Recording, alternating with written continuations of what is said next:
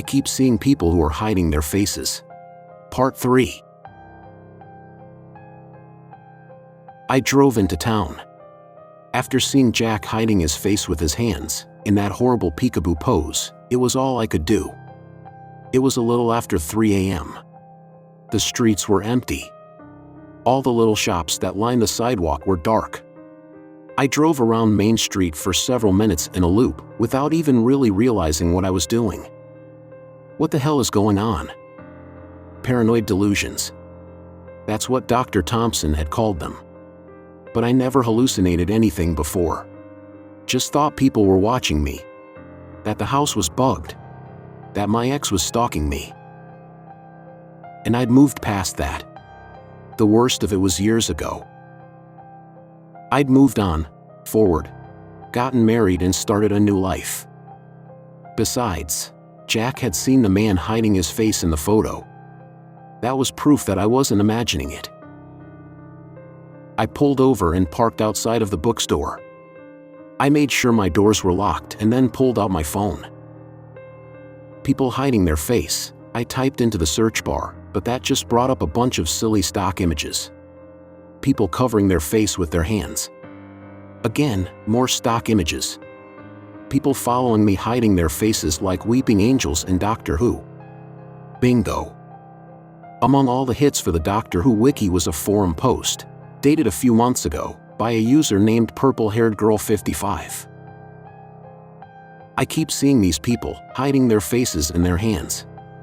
Sort of like the weeping angels in Doctor Who. I see them in random places. On the subway. At the store. It's so weird. Anyone else see this? Is this some sort of like advertisement or psychological experiment or something? There were a bunch of replies. Most of them weren't helpful, just people commenting things like, "Wow, creepy, update please." But one stood out. A warning, in all caps. Do not let them see your face. I stared at the phone, my heart sinking. They'd already seen my face. All of them. Did that mean? I scrolled down. There was one last post from Purple-Haired Girl 55. I just got back from class and my roommate was doing it. I tried talking to her and everything, but she wouldn't say anything. Just stared at me with her hands over her face. What the hell is going on? And that was it? The last post from her. Not only on the thread, but site-wide. I swallowed.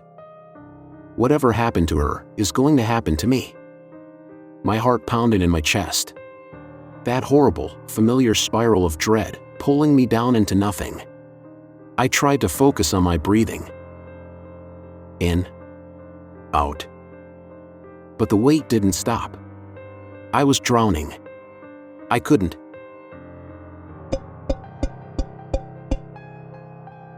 A soft tapping on the window. I looked up. Oh no. Standing right outside my window was a police officer.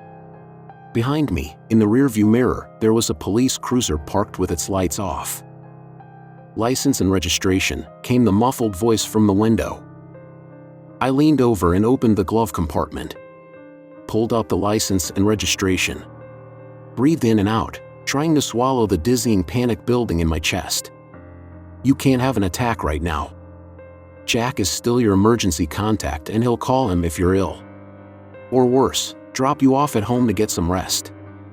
Normal. Calm. Breathe in. Then out. I turned to the window, rolled it down, and offered the documents. He didn't react. He can't be one of them. From this angle, I couldn't see his face, but I could see his hands. They were hanging at his sides, not held up to his face. I'm okay. It's just some officer asking why you're parked on the road at 3 a.m. Which is a totally valid question. But he still wasn't taking the documents either. Officer? He bent his head down. He didn't have a face. The sides of his head just suddenly ended into an empty nothingness where his face should have been. Darkness. A void. A pit. The complete absence of anything. I screamed. He grabbed the bottom of the window and shoved his head inside. I felt a horrible, invisible pull on my own face. Like 1,000 tiny magnets were just underneath the surface of my skin, pulling at my entire face, sucking it into the void. I reached over and slammed the button to roll up the window. His fingers gripped the edge of the window, pushing it down with inhuman strength. The window made a horrible ratcheting whine as it tried to roll up, but couldn't. The man pushed further into the car, his lack of face inches from mine. Hot pain bloomed across my face as the pull grew stronger. I looked into that horrible darkness, the nothingness, and dread flooded through my body. This is it. This is how I die. But then 7 words popped into my head. Do not let them see your face. I raised my shaking hands, slowly put them up to my face, blocking the view of that horrible void. The pain seared across my skin, but I ignored it. I pushed my hands against my face. And just like that, the pain stopped. A silence filled the car, ringing in my ears. Seconds ticked by, and then I heard footsteps against the pavement. He was leaving. I waited until I heard the door of his cruiser slam. Only then did I take my hands away from my face. Then I jabbed the starter button. The engine roared to life. I slammed my foot on the accelerator. The car peeled out onto the road. I turned every which way, making sharp turns and taking back roads, until I'd lost the police car. Then I was coasting down the highway, destination nowhere, trying to figure out what to do now.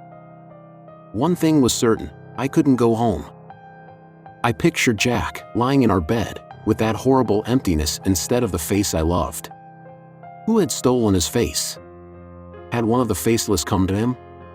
Maybe Mrs. Rose rang the doorbell again after I'd fallen asleep.